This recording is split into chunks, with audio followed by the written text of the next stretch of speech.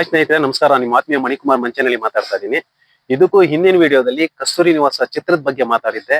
ಹಾಗೆ ವಿಡಿಯೋ ಕೊನೆಯಲ್ಲಿ ಇದರಲ್ಲಿ ಒಂದು ಹಾಡು ಬರುತ್ತೆ, ಪ್ಯಾಥೋ ಸಾಂಗು. ಅದು ಹೇಗೆ ಸೃಷ್ಟಿ ಆಯ್ತು ಅಂತ ನಾನು ಮುಂದಿನ ವಿಡಿಯೋದಲ್ಲಿ ಹೇಳ್ತೀನಿ ಅಂತ ಹೇಳಿದ್ದೆ. ಆ ಹಾಡಿನ ಬಗ್ಗೆ ಇವತ್ತು ಚರ್ಚೆ ಮಾಡೋಣ. ನೋಡಿ, ಈ ಚಿತ್ರದಲ್ಲಿ ಒಂದು ಪ್ಯಾಥೋ ಸಾಂಗ್ ಬರುತ್ತೆ. ಆಡಿಸಿದಾತ ಬೇಸರ ಮೂಡಿ ಆಟ ಮುಗಿಸಿದ. ಹೀಗೆ ಹೇಗೆ ಸೃಷ್ಟಿ ಆಯ್ತು? ನಮ್ಮ ನಿರ್ದೇಶಕರು ಕತೆ ಕಥನ ಎಲ್ಲಾ ಗೊತ್ತಿರುತ್ತೆ ಅವ್ರಿಗೆ. ಆ ಕತೆ ಕಥನದಲ್ಲಿ ಒಂದು ದೃಶ್ಯ ಬರುತ್ತೆ. ಏನು? ನಮ್ಮ ನಾಯಕ ನಟ ಒಂದು ಮಗುನ ತುಂಬಾ ಪ್ರೀತಿ ವಿಶ್ವಾಸದಿಂದ ಸಾಕಿರ್ತಾರೆ. ಕಾರಣಾಂತರದಿಂದ ಆ ಮಗು ತೀರೋಗುತ್ತೆ.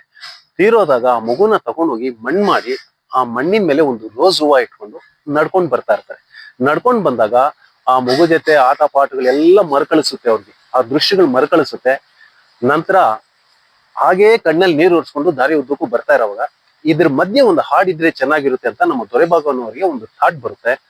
ಅದನ್ನ ಹೋಗಿ ನಮ್ಮ ಮ್ಯೂಸಿಕ್ ಡೈರೆಕ್ಟರ್, ಸಂಗೀತ ನಿರ್ದೇಶಕ ಜಿ.ಕೆ. ವೆಂಕಟೇಶ್ ಅವ್ರ ಹತ್ರ ಹೇಳ್ತಾರೆ. ಅವರು ಹೌದು, ತುಂಬಾ ಚೆನ್ನಾಗಿರುತ್ತೆ, ಇಲ್ಲಿ ಒಂದು ಹಾಡಿದ್ರೆ ಚೆನ್ನಾಗಿರುತ್ತೆ, ನಾನು ಟ್ಯೂನ್ ಹಾಕ್ತೀನಿ, ಮಾಡೋಣ ಅಂತ ಹೇಳ್ಬಿಟ್ಟು ಒಂದು ಟ್ಯೂನ್ ಹಾಕ್ತಾರೆ. Silent tune.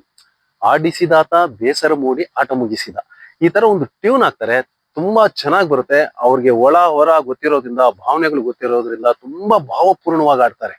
ಎಷ್ಟು ಭಾವಪೂರ್ಣವಾಗಿ ಆಡ್ತಾರೆ ಅಂದ್ರೆ ಹಾಡುವಾಗ ಅವ್ರ ಕಣ್ಣಲ್ಲಿ ನೀರ್ ಬಂದ್ಬಿಡುತ್ತೆ. ನಂತರ ಅವ್ರು ಹೇಳ್ತಾರೆ, ಇದನ್ನ ನಾನು ಟ್ರ್ಯಾಕ್ ಮಾತ್ರ ಆಡಿದ್ದೀನಿ, ಒರಿಜಿನಲ್ ನೀವು ಒರಿಜಿನಲ್ ಸಿಂಗರ್ ಹತ್ರನೇ ಆಡಿಸ್ಬೇಕು. ಯಾರು? ಪಿ.ಬಿ. ಶ್ರೀನಿವಾಸ್ ಅವರು. ಪಿ.ಬಿ. ಶ್ರೀನಿವಾಸ್ ಅವ್ರು ಕೇಳಿದ್ರೆ ಅವ್ರು ತುಂಬಾ ಬಿಸಿ, ತಮಿಳು ತೆಲುಗು ಎಲ್ಲದರಲ್ಲೂ ಹಾಡು ಆಡೋದ್ರಿಂದ ತುಂಬಾ ಬಿಸಿ ಆಗಿರ್ತಾರೆ. ಬಿಸಿ ಆಗಿರೋದ್ರಿಂದ ಅವ್ರು ಹೇಳ್ತಾರೆ, ನಾನು ಡೇಟ್ ಅಡ್ಜಸ್ಟ್ ಮಾಡಕ್ ಆಗ್ತಾ ಇಲ್ಲ, ಸ್ವಲ್ಪ ದಿನ ಟೈಮ್ ಕೊಡಿ, ನಂತರ ಮಾಡೋಣ ಅಂತ ಪಿ.ಬಿ. ಶ್ರೀನಿವಾಸ್ ಅವರು ಹೇಳ್ತಾರೆ.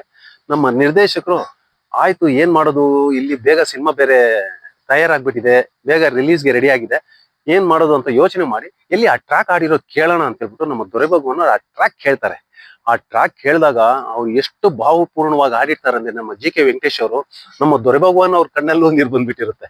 ತಕ್ಷಣ ಅವರು, ವೆಂಕಟೇಶ್ ಅವರೇ, ಇದು ಯಾಕೋ ಟ್ರ್ಯಾಕ್ ತುಂಬಾ ಚೆನ್ನಾಗಿದೆ, ನೀವೇ ಹಾಡ್ದಂಗೆ ಇದೆ, ತುಂಬಾ ಅದ್ಭುತವಾಗಿ ಆಡಿದ್ದೀರಾ, ನನಗೆ ಕಣ್ಣಲ್ಲಿ ನೀರು ಬಂದ್ಬಿಡ್ತು, ಈ ಟ್ರ್ಯಾಕ್ ನಾನು ಪಿ.ಬಿ. ಶ್ರೀನಿವಾಸ್ ಅವ್ರ ಕೈನಲ್ಲಿ ಹಾಡ್ಸೋದ್ ಬೇಡ, ಈ ಸಾಂಗ್ ಹೀಗೆ ಇಲ್ಲಿ ನೀವೇ ಹಾಡಿ ಅಂತ ಹೇಳ್ಬಿಟ್ಟು ಅವ್ರ ಕೈನಲ್ಲೇ ಆ ಟ್ರ್ಯಾಕ್ ನ ಹಾಡ್ಸ್ಬಿಟ್ಟು ಒರಿಜಿನಲ್ ಸಾಂಗ್ ಅವ್ರ ಕೈನಲ್ಲೇ ಹಾಡಿಸ್ತಾರೆ. ನೆನ್ಪಿಟ್ಕೊಳ್ಳಿ, ಈ ಪ್ಯಾಥೋ ಸಾಂಗ್ ಹಾಡಿರೋದು ನಮ್ಮ ಜಿ.ಕೆ. ವೆಂಕಟೇಶ್, ಸಂಗೀತ ನಿರ್ದೇಶಕರು.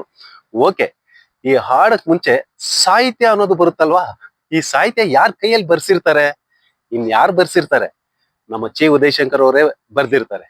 ಹೇಗೆ ಬರೆದ್ರು ಅನ್ನೋದು ನಿಮಗ್ ನಾನು ಖಂಡಿತ ಹೇಳ್ತೀನಿ.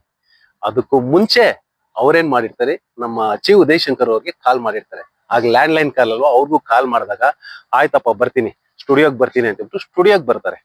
ಸ್ಟುಡಿಯೋಗೆ ಬಂದು ಕುತ್ಕೊಂಡಾಗ ದೃಶ್ಯಾವಳಿಗಳು ಕ್ಲೀನ್ ಆಗಿ ವಿವರಿಸ್ತಾರೆ.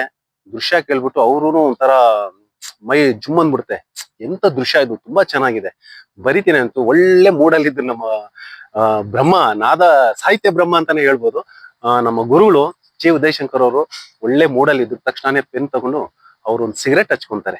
ಸಿಗರೇಟ್ ಹಚ್ಕೊಂಡು ಒಂದೇ ಒಂದು ದಮ್ ಹೊಡಿತಾರೆ, ಒಂದು ಸಾಲ್ ಬರೀತಾರೆ, ಮತ್ತೆ ಇನ್ನೊಂದು ದಮ್ ಹೊಡಿತಾರೆ, ಇನ್ನೊಂದು ಸಾಲ್ ಹೊಡಿತಾರೆ. ಆತ್ಮೀಯರೇ, ನೀವು ನಂಬಲೇಬೇಕು, ನಮ್ಮ ಸಾಹಿತ್ಯ ಬ್ರಹ್ಮ 4 ನಿಮಿಷದಲ್ಲಿ ಈ ಹಾಡನ್ನ ಬರೀತಾರೆ. 4 ನಿಮಿಷದಲ್ಲಿ ಆ ಸಿಗರೇಟ್ ಮುಗಿಯೋದ್ರೊಳಗೆ ಆಡಿಸಿದಾತ ಬೇಸರ ಮೂಡಿ ಆಟ ಮುಗಿಸಿದ, ಸೂತ್ರವಾರಿದ ಬೊಂಬೆಯ ಮುರಿದ, ಮಣ್ಣಾಗಿಸಿದ, ಈ ಸಾಲ್ ತಯಾರಾಗ್ಬಿಡುತ್ತೆ. ದೊರೆಭಗವಾನ್ ಅವ್ರು ನೋಡಿ ತಪ್ಕೋಬಿಡ್ತಾರೆ. ಹಾಗೆ ಚಿ ಉದಯಶಂಕರ್, ಏನಯ್ಯ ಕಲಾ ಸರಸ್ವತಿ ನಿನ್ನಲ್ಲಿರೋದು, ನಿಜವಾಗ್ಲೂ ತುಂಬಾ ಅದ್ಭುತ ಅಂತ ಹೇಳ್ಬಿಟ್ಟು ಆ ಹಾಡನ್ನ ತಯಾರಿ ಮಾಡ್ತಾರೆ. ಹಾಡಿರೋದು ಜಿ.ಕೆ. ವೆಂಕಟೇಶ್, ಸಂಗೀತ ನಿರ್ದೇಶಕರು ಜಿ.ಕೆ. ವೆಂಕಟೇಶ್, ಸಾಹಿತ್ಯ ಚಿ ಉದಯಶಂಕರ್ ಅವರು, ನಿರ್ದೇಶಕರು ದೊರೆಭಗವಾನ್, ನಾಯಕ ನಟ ನಿಮ್ಗೆಲ್ಲ ಗೊತ್ತಿರ್ಲೇಬೇಕು ಡಾಕ್ಟರ್ ರಾಜ್ಕುಮಾರ್ ಅವರು. ಈಗಿನ ಯೂತ್ ಇನ್ನೊಂದ್ಸಲ ನೋಡಿ, ಈ ಹಾಡು ನೋಡಿ ಕೇಳಿದ ತಕ್ಷಣ ನಿಮ್ ಕಣ್ಣಲ್ಲಿ ನೀರ್ ಬಂದಿಲ್ಲ ಅಂದ್ರೆ ಹಾಗೆ ಕೇಳಿ.